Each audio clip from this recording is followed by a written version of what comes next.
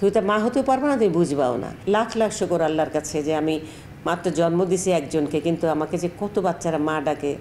আমার ছেলে একটাই সন্তান আমার।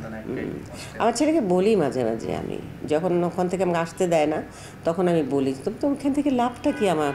আর কে চেনে এখানে?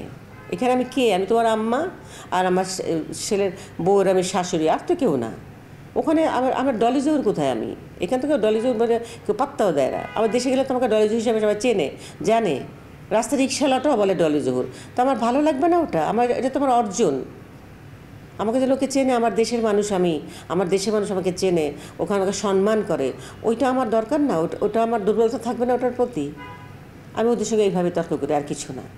তবে এটাও তো সত্যি কথা যে আমার বাচ্চারা এখানে ছেলেমেয়েরা আমাকে যে আম্মু ডাকে, এটা ঠিক একটা মা না হলে তুমি বুঝবে না।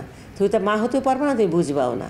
একটা মা যখন আম্মাকে ডাক দেবে, মা বলে ডেকে একটা কথা বলে, ভিতরে যে কি আবেগ কাজ করে, এটা যে মা সেই বুঝতে পারে, বুঝছে? কোনো পুরুষ মানুষ এটা বুঝতে পারবে না, কোনো বাবাও বুঝতে পারবে না।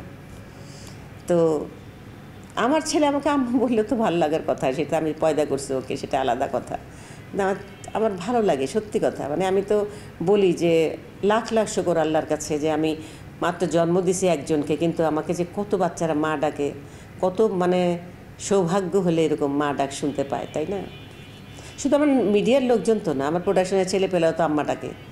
কী ভাল লাগে না? আম্মা কী দিব আপনাকে, আপনি কী খাবেন?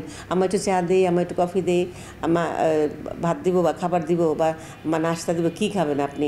এই যে জিজ্ঞেস করাগুলো, কী যে ভালো লাগেছে। এটা আমি মরে গেলে তো মানে যেন আমার অপূর্ণ থেকে যাবো, এরকম মনে হয় মাঝে মাঝে। এই ভালোবাসাগুলো রেখে রেখে মরে যাব।